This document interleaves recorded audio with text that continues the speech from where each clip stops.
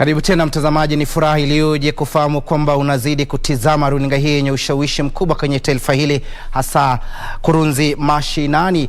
Tunasonga mbele na taarifa zetu, na kama nilivyodokeza hapo awali, kuna taarifa ambayo inaendelea kutokota katika gatuzi la Mombasa, ambapo ni kongamano linalowahusisha wahandisi, ukipenda katika lugha ya King'eng'e, engineers. Na kongamano hilo linaongozwa na katibu katika Wizara ya Uchukuzi Chris Obure, na arifiwa mwanahabari wetu O'Brien Kimani yuko pale kutufahamisha mingi zaidi. O'Brien, kama wanipata, tupe taswira kamili hali ilivyo kuhusiana na kongamano hilo. Well, thank you very much, Timothy Kipnusu back there in Broadcasting House. It is day 2 of the 28th Engineers Conference taking place here in Mombasa. And of course, as we have been saying, the theme for this year is accelerating sustainable economic development. And today we have heard from different speakers about what needs to be done to enhance engineering fraternity here in Kenya. Right now, I'm joined by some of the key officials or speakers during this meeting. And of course, just next to me is the Chief Administrative Secretary in the Ministry of Transport, that is Chris Obure, and next to him is Nathaniel Matalanga, engineer. He's the president of IEK, and of course engineer Maingi. So I want to start with you, Bwana CES. You have discussed, or you have highlighted some of the issues that the government is putting in place to help the engineering fraternity in this country to thrive. Would you repeat them kindly? Yes, we recognize the role that engineers play in infrastructure development. And we appreciate that infrastructure development is the driver to socio-economic development. And therefore, we as government, as a ministry, are committed to ensuring that we provide a climate, an environment in which the engineering profession can thrive, so that they can make more meaningful contribution to economic development. All the infrastructure we have developed in this country, talk about dams, water dams, we are talking about roads, we are talking about bridges, we are talking about airports, we are talking about irrigation schemes and all the rest of it. The engineers are behind this. We cannot achieve anything without the role of the role played by engineers. And therefore, we have a duty as government to ensure that we facilitate engineers to develop, gain experience, gain expertise in their respective areas, so that they can continue to drive construction of infrastructure for social development. One of the issues that has been raised by the president of IEK is, of course, the participation of local contractors in local publicly funded projects. And you lamented about the low number of local firms who are getting this contract. What do you feel should be done to remedy this situation? Thank you very much. We from the engineering fraternity are very excited today to have His Excellency the President, ably represented by the Chief Administration Secretary, Honorable Chris Obure, attend our conference. This is our 28th international conference, and the first the head of state has come to attend. So we are very excited. Now, the issue of local content, it is very simple, and we as engineers will recommend that systems be put in place where we break down the size of the projects to manageable portions, so that our local contractors, our local engineers can manage to participate. When it is so huge, the requirements, we have not developed that capacity, and that's why the local contractor and the local engineer is losing out. There is also these huge infrastructure projects that are public-private partnerships. The challenges we've had is that by the time you identify a private participant who has the money to bankroll the project, most times is coming from outside. So we don't have a chance to participate as local engineers in the formulation, in the design of these projects. Because by the time they come, by the time the contracts are signed, they have already been designed. So we've only struggled to participate at the supervision stage. But we will gain more exposure transfer of technology if our local engineers were also able to participate in the design and complete. The second thing which we are very excited, and His Excellency has given us direction, is the little problem we've been having with the accreditation of engineering programs in Kenya. His Excellency has given direction that the Ministry of Transport should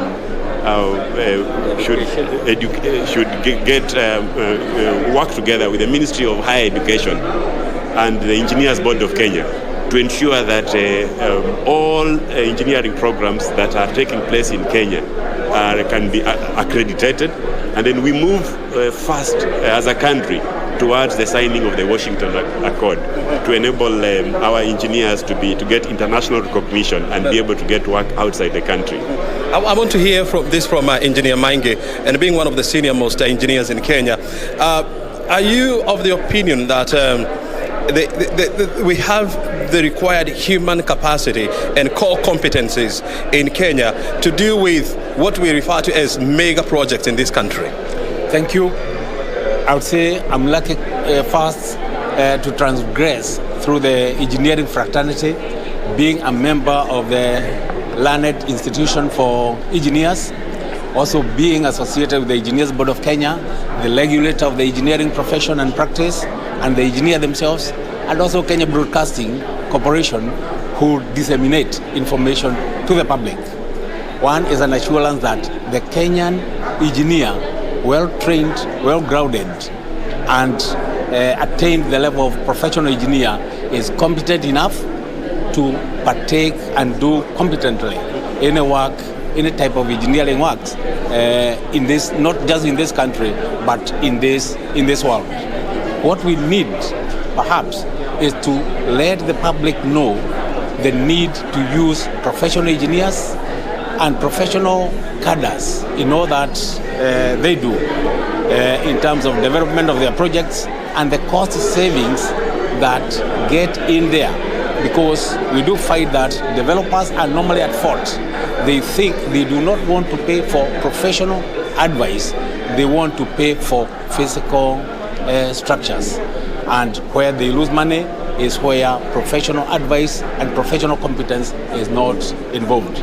So you as KBC, the media, advocate the need for professionalism. The costs from planning to completion of a project, the professional services will not cost more than 0.5% of the project costs. And it would save a lot, like we have seen in many. And also something else that has been highlighted is the fact that when you look at the number of qualified engineers in this country, you are talking about almost 20,000 vis-a-vis the number of registered engineers. You are talking about almost 3,000 something. So how do we encourage more qualified engineers to become members or registered engineers? Well, the Engineers Board of Kenya and the Institution of Engineers of Kenya has now sensitized engineers from pupillage, from the university to the practicing era to see the need for that competency. Again, it is by law that to practice engineering, you've got to be registered by the Engineers Board of Kenya. We are happy that the message is getting across, and now registration is not just something not planned. It is planned all the year round.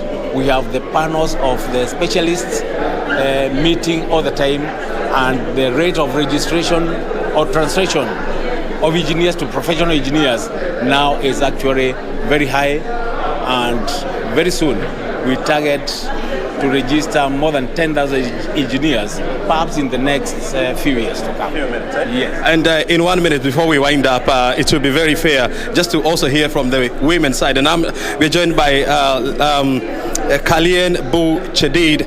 She's the president of FAO. Let's first of all hear from her. What do you make of this conference that brings together almost 3,000 engineers together? Okay. First of all, let me say that I am really delighted that the Institution of Engineers Kenya has been able to attract the highest level of government at this conference. This is so important. engineers really are behind all the development agenda that we can think of. And therefore, government must recognize this. We are talking about the registration of engineers here.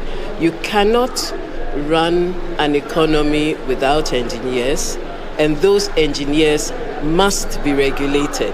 You cannot leave the running, the implementation of engineering projects to people who have not been assessed by their peers.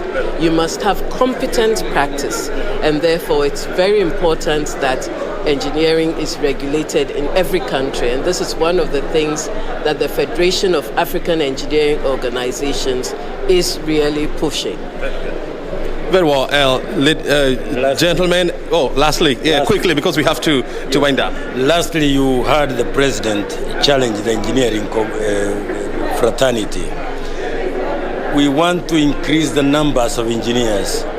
He said in the whole of Africa, we learned that in Africa, for example, we need an additional 2.5 million engineers to be able to bring the countries of Africa to the level required. In Kenya, professional engineers registered is a mere 2,500 at the moment. Yeah. We need these numbers increased, more especially the women engineers. We need more and more of them, and this is why the president is appealing even to students in primary schools and secondary schools to pay greater attention to subjects that will lead them to engineering profession. Thank you very much indeed. And of course, I'm very sure they have heard from you. Thank you. Gentlemen and ladies, thank you very much indeed for your time. Well, you have heard it from the engineers. We are live from here from the coast, and of course, we'll be giving you daily updates on what is happening here. Timothy Kipnusu, back to you in Broadcasting House. Kontu mwanahabari mwenza Brian Kimani. Mtazamaji, huyo ni mwanahabari wetu ambaye anakujia moja kwa moja kutoka kwenye gatuzi la Mombasa kwenye kongamano linalowahusisha wadau katika sekta ya uhandisi, ambapo ni kongamano ambalo limewaleta pamoja zaidi ya wahandisi 3,000, na kama alivyodokeza mwenzangu Brian Kimani akimhusisha vile vile katibu mwandamizi katika Wizara ya Uchukuzi Chris Obure. Kwa bodi hiyo ya wahandisi na taraji kuweza kusajili wahandisi 10,000 kwa siku zijazo. Bila shaka taarifa hiyo kama alivyodokeza itakujia kwenye taarifa zetu za baadaye kwa ustaha na ufasaha. Turejee hapa studioni kama ndio mwanzo unafungulia runinga yako. Hii ni KBC Channel 1, runinga yenye ushawishi mkubwa, na hii ni Tamrini ya Channel 1, ambapo kwa sasa tunajitosa kwenye kitengo cha mahojiano. Na hii leo kwenye kitengo hicho tutakuwa nazungumzia kuhusiana na uhusiano wa hospitali za kibinafsi na serikali katika kuhakikisha kwamba huduma bora zinatolewa katika vituo vyote humo nchini. Nitakuwa napiga gumzo na meneja wa masuala ya mawasiliano katika hospitali ya kibinafsi ya Kilome gatuzi la Makueni, Moses Kioko. Asante sana Kioko kujinafasi kwenye kitengo cha mahojiano, hasa hapa kwenye shirika la utangazaji la KBC. Asante sana pia. Moja kwa moja, tueleze kuhusiana na uhusiano ambao upo kati ya serikali na hospitali za kibinafsi. Tunafahamu fika kwamba kwa sasa afya imegatuliwa. Uhusiano huo ukoje, na pengine kama kuna mapungufu utueleze kwa undani? Kweli kabisa. Kuna yule uhusiano umeletwa kati ya hospitali za kibinafsi na za kiserikali pia. Hii ni kusema kuwa serikali inafanya kazi nzuri. Na kwanza hiyo ilitupa sisi kama zile hospitali za kibinafsi ziko pale mashinani zinaweza pia kushirikiana na serikali ile koku. Manake baada ya kila kazi pale chini itafikia ule mwananchi ako chini na bado mwenye ako juu. Hii ni kuwa kabisa, yani ile gap ilikuwa katikati ya wale walikuwa hawezi fikia zile huduma za afya zingeweza patikana kule juu, hapa chini zinapatikana. Na hivi ni kwa kuwa kwa ule usawa uliletwa kule, kuna ile utapata pia serikali kama za chini ama zile za huko katikati utapata zinaweza fikia wale wananchi kwa njia za rahisi na kwa haraka. Ukiona kama vile pale Makueni utapata serikali kuu yani ile serikali ya gatuzi iko pale inashirikiana na sisi watu wa hospitali za kibinafsi kama vile kutoa zile huduma ambazo haziwezi fikia wale mwananchi. Yani mahali mnaweza pata pale heli kuna hospitali, lakini sawa, unaweza patia nguvu ipe ile huduma wao wenyewe waezi toa. Na hiyo inaleta ushirikiano mzuri kabisa. Utaona kama vile kama mama alikuwa kujifungua na labda mambo imesuka imekuwa mahali huwezi fika, yani yule mama lazima apelekwe mahali ambapo anahitaji ile huduma ya theater.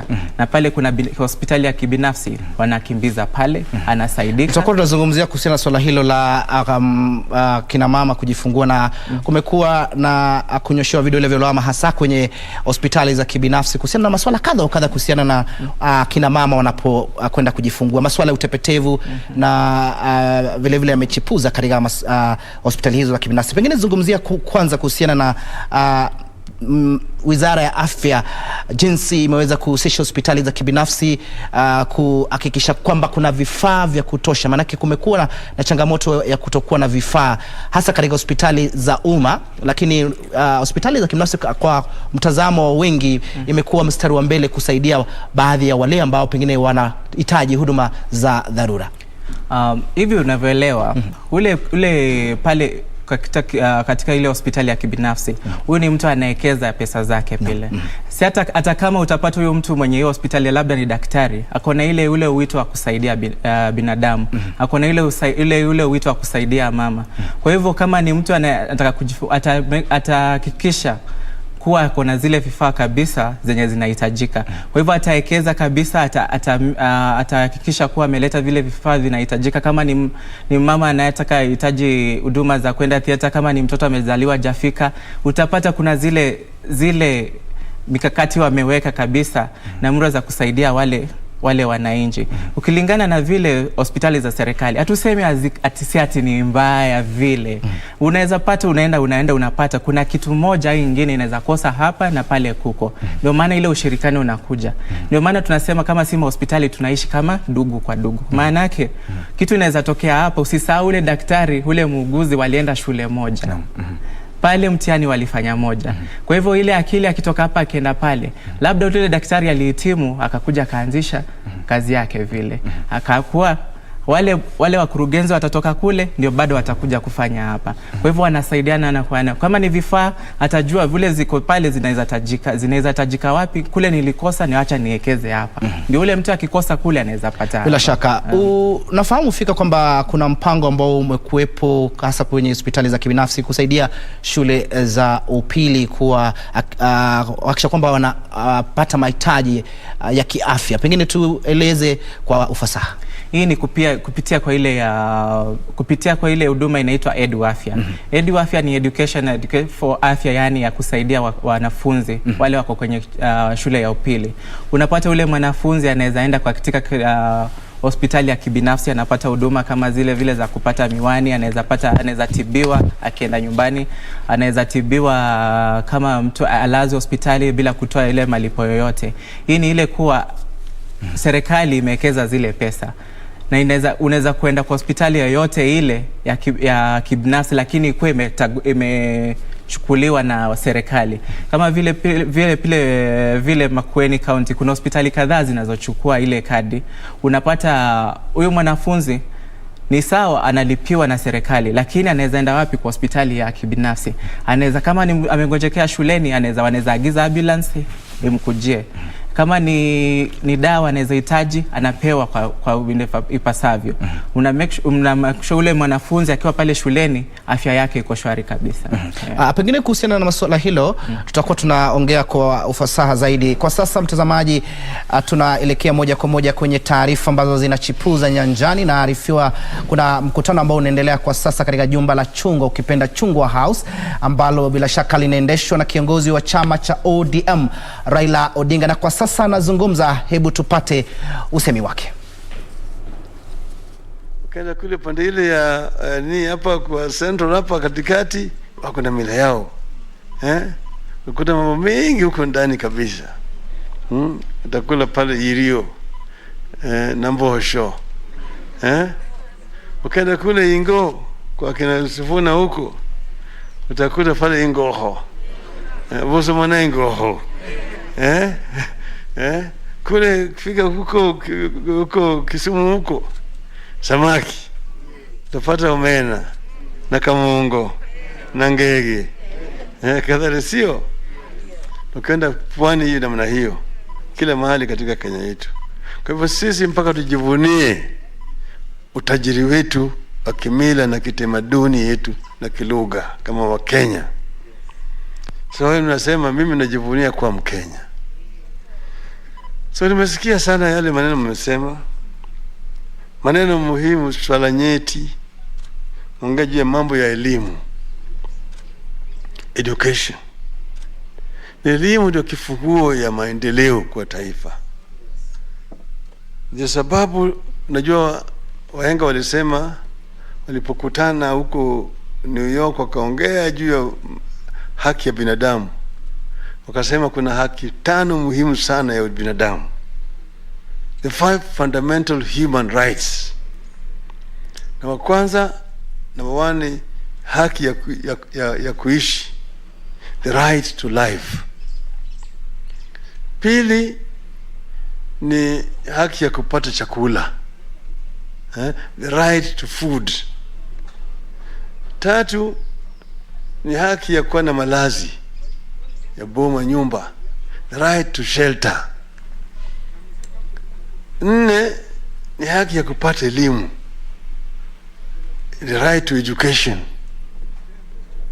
5 right to good health. Haki ya afya sawa sawa. Hao ni muhimu sana kwa binadamu. Kwanza, kila maisha ni muhimu. Kwa sababu hakuna mtu yeyote ambaye amepewa fursa ya kujaribu kutoa maisha ya mtu yeyote. Ukiua mtu mwingine na wewe vile vile tutakuua. Wacha huyo mtu hata kama wewe umtaki, wacha yeye akae pale tu. Wacha na yeye. Ana haki. Hiyo ni haki ambayo Mungu ndiye ameweka yeye, amepatia yeye, si wewe. Hata kama wewe ni mtoto ambaye umezaa, si mali yako. Hiyo ni mali ya Mungu. Ukizaa na muue, tutakuua wewe vile vile. Manake yeye tayari yako na haki yake. Sasa amezaliwa, ama sivyo? Sasa tunasema right to education ni muhimu sana kwa taifa letu. Tukitaka kumaliza ufukara kwa taifa letu, mpaka watu wetu waelimike.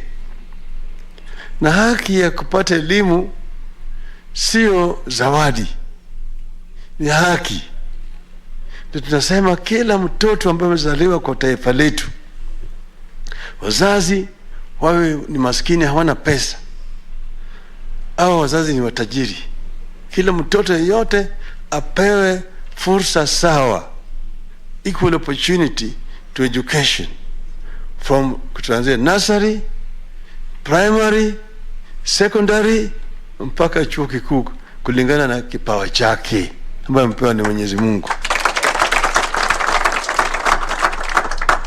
So we must make it possible tuwe kwanza access to education, shule iwe karibu, kana nursery ambayo watoto wanaweza kukwenda wakati wote, na kienda kule aweza kupata chakula.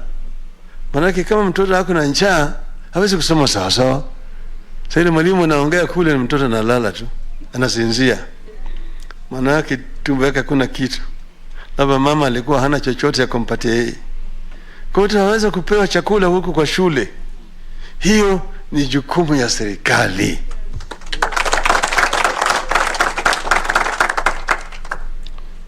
Alafu wakisha fata mafunzo hiyo, yeye sasa ni mtu ambaye mwingine ameenda mpaka darasa ya 12, amemaliza, iko mahali ambapo anaweza kwenda kufuata mafunzo kama TVET. Nasema hizi TVET nataka hiyo katika kila sub county iko na TVET, ambapo anaweza kwenda na kufanya kazi ya useremala, kazi ya uwashi, kazi ya mechanic, kazi ya electrician, kazi ya kuwa plumber na kadhalika. Hizi fani tofauti tofauti, hata kama fundi ya sharani na kadhalika, anaweza kushona. Sasa yeye tayari amepewa sasa namna ya maisha sasa, ile ambayo yeye amepata elimu. mwingine anaweza kuwa ni ICT expert wakati wa leo. Sasa anaweza kwanza. Bila shaka mtazamaji, ni taarifa ya moja kwa moja kutoka jumba la Chungwa, ukipenda Chungwa House, na ambaye amekuwa akizungumza na kiongozi wa chama cha ODM Raila Odinga, ambapo wanakutana na wajumbe kutoka Ukambani. Amezungumzia masuala ya haki za kimsingi, akiwarai wazazi kuhakikisha kwamba watoto wao wanapata elimu, na si tu elimu bali elimu bora. Bila shaka taarifa hiyo kwa ufasaha ni kwenye taarifa zetu za hapo baadaye, ikiwemo taarifa ya Lunchtime News, vile vile na saa 1 na saa 3. Turejee kwenye kitengo cha mahojiano, na nimesalia na dakika 5. Nimekuwa nikimhusisha Moses Kioka ambaye ni meneja wa masuala ya mahusiano, bila shaka kuzungumzia uhusiano uliopo kati ya serikali na hospitali za kibinafsi katika kuhakikisha kwamba huduma bora zinatolewa katika vituo vya afya. Kabla ya kuchukua mapumziko, ulikuwa unazungumzia kuhusiana na Linda Mama, na kuna wengi ambao wana ufahamu kuhusiana na huduma hii ambayo inatolewa kwa kina mama wajawazito. Pengine tueleze kwa ufasaha. Kwanza kabisa, ni haki ya kila mama kujifungua kwa ufasaha na kwa haki, na ule mtoto wake apate ile usaidizi unaofaa pale hospitalini. Ndio maana yake pale serikali kuu ilikuja na ile NHIF kategori ya Linda Mama. Linda Mama hii ni kadi ya afya ambayo mama anajaza wakati wowote ule akipata mimba. Popote pale, bora akuwa na miaka 18 na kwenda juu. Na kama kuna ile kitambulisho ile yake, ile national ID, anaweza jaza Linda Mama. Kuna malipo yoyote ile inatolewa, lakini atakwenda kwa zile hospitali zimetaguliwa. Katika kila ile serikali ya ugatuzi kuna zile hospitali zilichaguliwa, na ndio maana tulikuwa tunaona kabisa serikali ifanye juhudi ya kueleza hawa kina mama. Maana unaweza pata pale katika ile hospitali ya serikali kuna msongamano, unaenda unajipata ile maternity imejaa mama, lakini kule kwenye hospitali za kibinafsi ambayo wanachukua ile Linda Mama hakuna ule msongamano. Hivi wote tunaweza toa huduma kwa sawa. Unaweza pata tunaweza saidia mama kiwango hiki, kuna wale wa mama wengine pia wanaweza saidika kwa haraka na njia ipasao. Ndio maana ile kadi kakuja. Utapata mama anaweza kwenda aende kujifungua. Akijifungua ataweza kusimamiwa malipo yake ya kitanda, malipo yake ya kujifungua pia. Ile inatolewa pale hospitalini itamsimamia kila kitu. Kama ni mama anaweza hitaji upasuaji pia, inaweza tolewa kutumia ile kadi ya Linda Mama pia. Na hiyo yani ina ile limitation. Manake huyo mama baada ajifungue pia inasimamia afya yake na ya mtoto wake baada zile kliniki za mama zingine 4 mpaka atakuwa sawa. Kwa mtazamo wako, Wizara ya Afya na pengine mashirika mengine ambayo yako kwenye mstari wa mbele kuhakikisha kwamba masuala ya kina mama kujifungua vema, wameweza kutoa hamasisho kutosha kuhusiana na huduma hii ambayo inatolewa na serikali, na pengine kama haijafanya hivyo ni nini ambayo inastahili kufanywa ili waweze kuwa na ufahamu kama huo? Ningesema bado tukuna kazi ya kufanya. Ile kazi bado iko. Maana yake utapata kama vile utaenda katika kijiji fulani, upate wamama wote wanajua kweli kama kujifungua, ataweka zile hela kando, kuna chochote kinaweza tokea. Bali kuna serikali inahitaji kufanya hiyo kazi. Waeleze kuna Linda Mama ilikuja. Twende pale mashinani kwa kila kijiji. Tunaweza hata kunaona kama ule wakati tunaendeleza hizi mambo za kama vile kuzuia sijui malaria, kuzuia nini. Enda pia ueleze mama kuna hitaji ya kuwa na kadi ya huduma ya afya ambayo inatolewa na serikali kwa bure. Enda uchukue, ujaze, utakusaidia baadaye. Kwa hivyo tuna kazi nyingi ya juhudi ya kufanya, na hivyo tunaweza fanya katika zile viwango ama hospitali ziko kule mashinani pia. Zikuwe at least kukuwe na mtu mmoja kutoka kule juu anayesaidia wamama ambao wako karibu kujifungua ama wanaendeleza zile kliniki jinsi watapojipanga na afya yao. Manake pale juu utapata kama hao wengine mtu anaweza kuafford ile kadi ya kawaida, atajilipia mwenyewe, lakini huyu mwenye ajui kunakuwa na changamoto. Tukitamatisha, manake mwelekezi anaarifu kwamba ni wakati wa kufungasha. Hospitali za kibinafsi pewa sifa sufufu katika kusaidia masuala ya dharura, hasa wakina mama wanapojifungua, lakini kuna vile vile kunyoshewa vidole vya lawama kuhusiana na utepetevu. 1, 2 ni wao kuchangamkia wafanyia upasuaji akina mama badala ya kuangazia pengine wao kuzaa ile ya kawaida. Angazia kwa kiduchu kama sekunde 30 swala hilo. Sitakata. Lakini unaona venye nilikwambia pale mbeleni. Hii ni hospitali ya kibinafsi. Ule mtu ataangalia, atafuta pesa, ashikwe na tamaa. Hapo ndio sasa anaelekea ule upande. Lakini kama uko na ule wito wa kusaidia mama, utamsaidia. Kama ni wito wa kumsaidia mgonjwa na si wa upasuaji, utamfanya. Kumbuka baadaye huyo anaweza kuwa ni ndugu ama rafiki yako. Kwa hivyo baada ya hiyo yote ni tamaa tunaweza sema. Na kwa hivyo unaona kwamba lazima Wizara ya Afya iweze kudhibiti hali kuhusiana na swala hili, ili kwamba iwapo mhudumu wa afya yeyote ambaye anamsaidia mama mjamzito kujifungua na amechangamkia upasuaji, ile hali mama huyu anaweza kujifungua salama bila upasuaji, sheria iweze kukazwa pale. Sheria itakazwa na inaendelea kukazwa. Maana yake ndio unaona kama kile hospitali kila baada ya miaka 5 kuna ile renew ile license. Ukirenew ile license, kuna wale wanatumwa na board wanakuja wanaangalia hii miaka yote 5 mmefanya nini, mmekuwa mkizalisha wamama kwa njia ipi, kama alikuwa upasuaji mbona mlifanya hivi, kama kulikuwa na ile kuna kitu ilitokea ambayo si ya kueleweka, wanasimamisha zile huduma.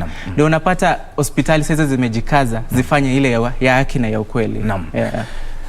Asante sana Moses Kioko kwa muda wako. Mtazamaji, nimekuwa nikizungumza na meneja wa masuala ya uhusiano katika hospitali ya kibinafsi level 4 Kilome kwenye gatuzi la Makueni, Moses Kioko, kuzungumzia kuhusiana na masuala ya afya, na arifiwa muda wangu ushatamatika. Asante sana kwa kuchukua muda wako maksusi kutizama Kurunzi Mashinani. Hali kadhalika Tamrini, nimekuwa nahodha wako Timothy Kipnusu. Kwa sasa na helekeza taarifa au jukwaa kwa wenzetu katika lugha ya King'eng'e, ambapo wanajitayarisha kukuletea taarifa ambazo zimechipuza kwenye lunch time news. Tukutane wakati mwingine panapo majaliwa yake Mwenyezi Mungu. Nilikuwa nakuletea taarifa hizi kwa niaba ya mwenzangu Gladys Mungaid. Adhuhuri angavu. Kwaheri.